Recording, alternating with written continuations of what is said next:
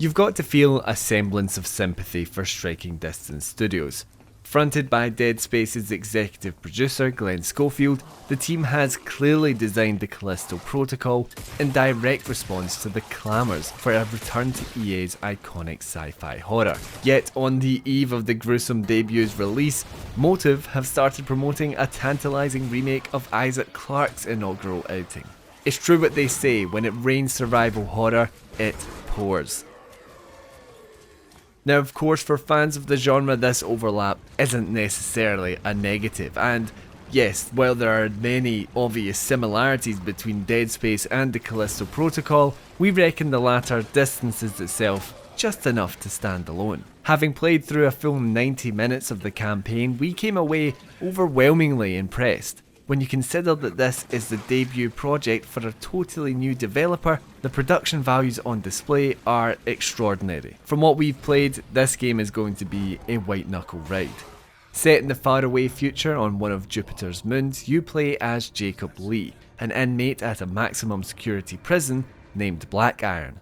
With fellow convicts beginning to transform into all sorts of unsightly creatures, you're tasked with escaping from the increasingly petrifying penitentiary. The combat is the star of the show. The title mixes close quarters with ranged shooting, making for a methodical and meaty gameplay loop that will have you feeling every hit. When you get close to an antagonist, you can use the left analog stick to dodge and weave like a boxer.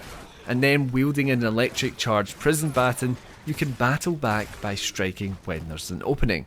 This takes some getting used to, and reading the attacks of your enemies isn't easy when the pressure's on, but once you get a feel for the flow, it's super rewarding.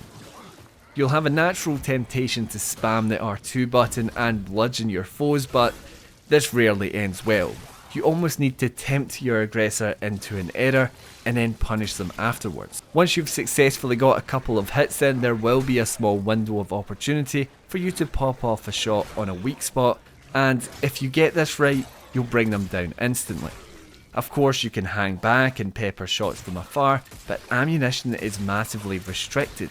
The game is absolutely designed to keep you up close and personal, with the monstrosities wandering the prison's increasingly dilapidated corridors. We played a chunk of the title's third chapter and were able to manage one-on-one encounters quite comfortably, but the game does begin to ratchet up the tension when it puts two or more foes on screen at once. With the emphasis on melee control, crowd control becomes crucial, and fortunately you have access to a gravitational glove known as the GRP, which allows you to toss objects and enemies aside. Ultimately, you need to use this to manage the position of your pursuers, throwing them away while you thin out the crowds.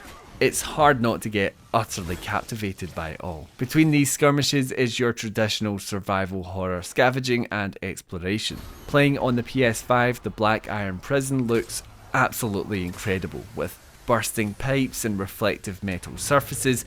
It's grim, as you would expect it to be, but the game occasionally opens up from claustrophobic corridors, enabling you to appreciate larger vistas that help illustrate the great expanses of outer space. As you progress, you'll collect resources which can either be used or sold at terminals, and you can use them as an in-game currency to 3D print upgrades for your firearms.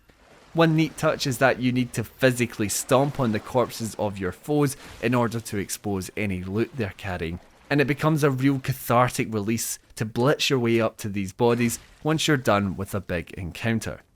The DualSense support throughout is also surprisingly superb, and a rare example of a third-party developer investing additional effort to ensure the game feels fantastic on Sony's pad. Of course, you feel the kick of your firearm and the crunch of your baton, but the game also depicts the smaller subtleties too, like the reverberation of your footsteps on the metal tiles beneath your boot, or the sharpness of your utility knife as you use it to cut through a body bag. It's up there with the very best uses of the PS5 controller. Our only criticism at this stage, potentially specific to the chapter we played, is that the connective tissue between the combat encounters is a little rote. There's nothing inherently wrong with it, but you've played this kind of campaign before. Locked doors prompt deeper exploration and alternative paths, bringing you full circle when you seek out keycards or passcodes. It's all largely linear, and while the game does keep you on your toes with set-piece moments, we didn't see anything that structurally surprised us. Schofield did point out that there are stealth sequences later on, and we got a glimpse of these as we slipped past a marauding security cyborg towards the end of our demo, but we assume these will be more purposeful in the latter stages of the campaign. Nevertheless, if you like this style of survival horror, then we reckon you're in for a real treat. While the gory death animations that have been so key to the game's marketing strike us as a bit of a gimmick, the combat system is anything but.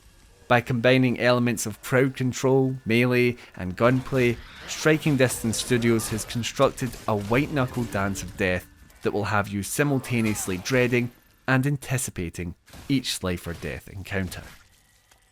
And that's our preview for the Callisto Protocol, which launches on PS4 and 5 on December 2nd. My big question for you today is, if you had to choose between the two, would you go for Dead Space or the Callisto Protocol? Let me know down below, and when you're down there, remember to like the video and subscribe to the channel for more PlayStation content. I'll catch you next time right here on Push Square.